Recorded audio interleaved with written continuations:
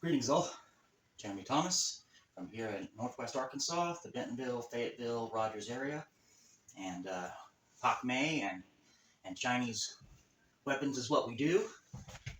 So, as the weather does in the Midwest, of course overnight it went from 85 to 25.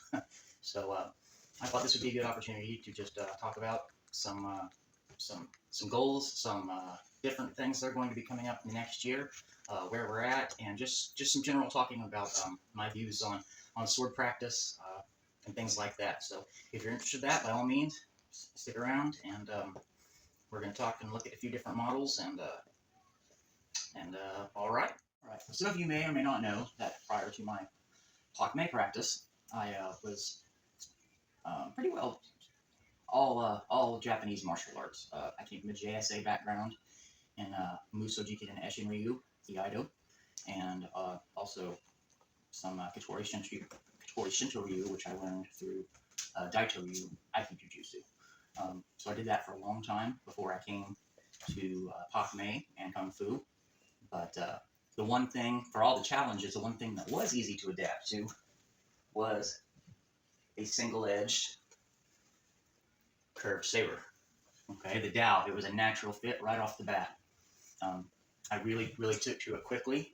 Okay, this is the Hanwei Practical Dao model, by the way, which just came out on Scala Gladiatoria, Matt Easton's 5 best swords under $200, and I couldn't agree more with him.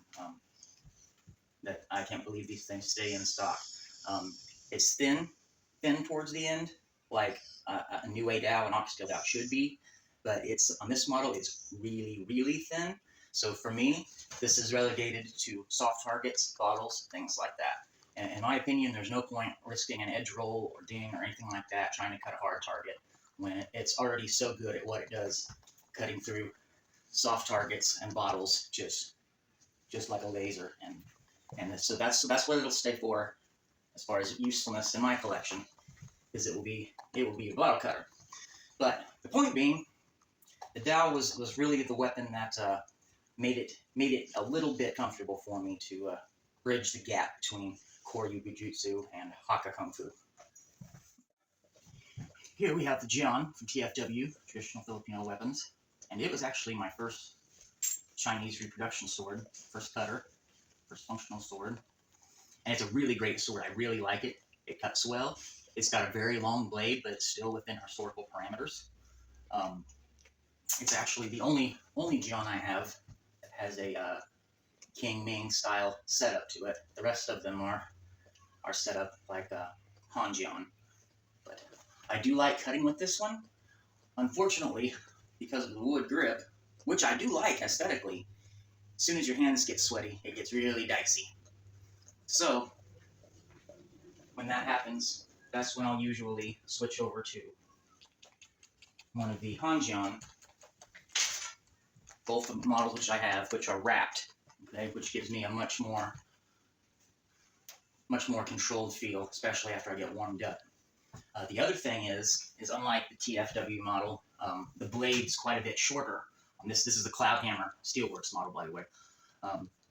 This one's significantly shorter, so when I go to do techniques where I sweep down towards the ground, okay, there's less chance of, if I make a mistake, of me hitting the tip against the ground, against rock, concrete, whatever I'm working on.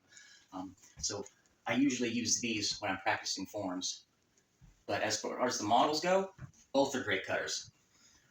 So the Jian, the Dao, what's the theory as far as Pak Mei is concerned?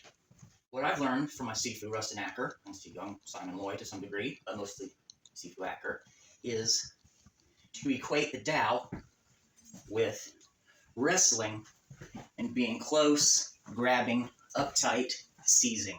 Okay? We equate the Dao to grappling, to wrestling. Okay? On the other side of that spectrum, with the Jian, okay, we look at it more as a stick and move. Okay, stick and move. Okay, block off the thumb, move. Chop, move. Okay, it's a stick and move, more like staying on the outside, like a boxer with jab and move. Okay, so you've got your stick and move, okay, mixed in with your with your seizing, wrestling, aggressive style of the Dao. Now you mix the two styles together, you have a complete sword system. Okay, so that's part of the theory behind at least Bak Mei, and I don't know that that's particularly unique to Bak Mei. That is definitely one of the principles as far as long-term training for swordsmanship. So we've talked about the Jian and Dao. Those are fundamental parts of a Chinese swordsman's repertoire. Okay, what else might you want to add to that skill set? Okay, let's bring into the mix dual wielding.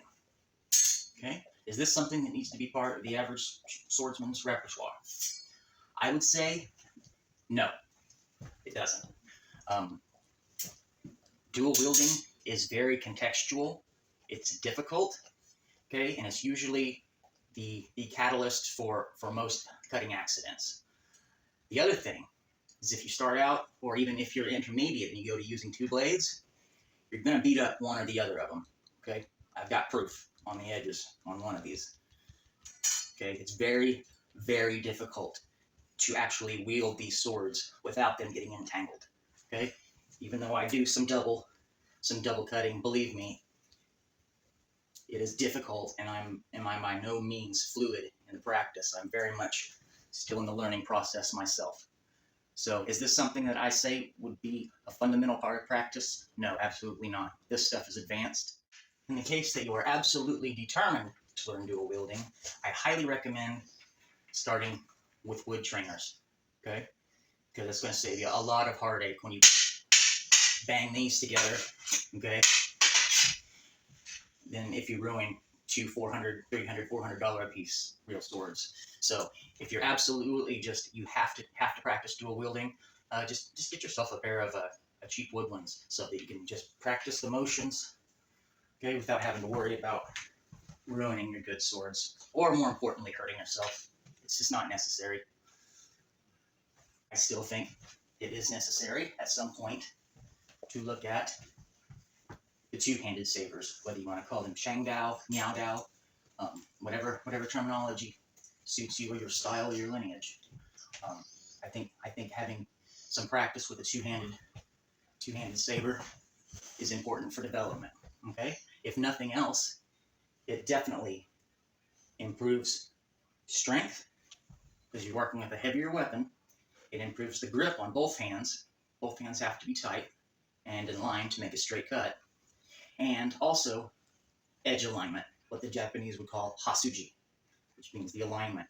Okay, you can tell through your targets, almost any target, okay, when you've gone through on a completely flat plane or when you get something jagged. Okay, your targets, whether they're bottles or whatever the target is, it will give you some amount of feedback. So make sure not to just toss your bottles or whatever in the or your mats. Just don't throw them away. Take a look at them, observe them.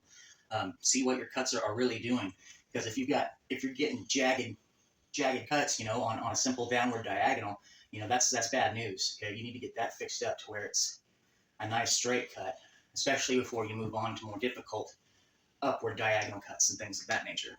So I think at some point, even for Chinese martial artists, that working with a two-handed saber like a Miao Dao or Chang Dao is probably going to help your understanding of later weaponry.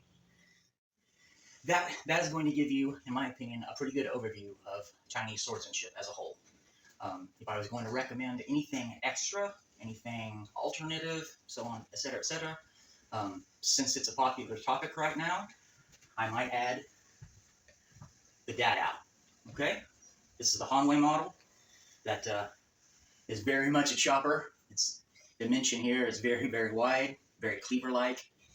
It's a really fun sword, which is, of course, blade heavy, but the techniques, using it to get around bayonet fighters and its history up against the katana, and there's a lot of things I think that the Dadao really brings to the table in terms of making you a more complete swordsman.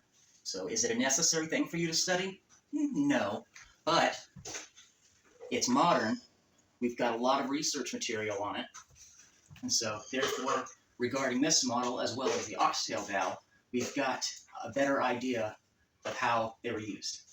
because we just simply have more materials to go by than other models of that that were unfortunately lost. Materials were lost during different social upheavals and so on and so forth. But if you had to add something extra to your repertoire, I would just say, and not necessarily this model. This was just happened to be our favorite model of that out. But LK Chimney's a good one. This Hanwei one is great. I love it. There's more good ones out there. Find one that suits you. And again, boom, good strength training. They're nice, heavy swords. Okay, they can be wielded single-handed, but generally are double-handed. So those are some of my thoughts on some different typologies that are important to learn, and some of the principles of how Bach Mei blends Jian and Dao together. Eventually, there's quite a long time period between there, but eventually Dao and Jian come together to form a complete sword system. So before we go, I'd like to thank, or congratulate actually, Kingfisher for winning the set of Tonfa. They are on their way, sir. Thank you all who participated and entered. We'll be doing another giveaway here soon. I'm not sure what the next item is going to be, but if you would like to, stick around, and we'll let you know ASAP. Another thing, the instructional videos. Because of some reasons, I'm going to have to take those off of the public viewing section and move them into private playlists. If you guys want access to these private playlists of specific instruction on specific forms, okay, it'll be a small one-time payment of like $5, for access to whichever video or form that you're wanting. So that's how we're going to have to proceed in the future if you want to get the exact details on these Lam Hung Bach Mei forms. That comes down from the top brass, so I hope you all understand. But again, I will try to keep prices as low as possible so that anybody that does want to continue following with those step-by-step instructionals, they can. So if you have any questions about that, by all means, please get in touch with me. My information should be out there. If not, I'll put it at the end of this video. If you haven't already, man, do me a big favor and please hit that like and subscribe button. It's really helped us grow, and it'll allow me to do more stuff for you guys, more instructionals, more stuff of that nature, and anything else that you guys want. You can always communicate with me. I'm easy to approach, and just let me know. All right, guys, train smart, train hard, and we will see you next time. Thank you for joining us. Take care.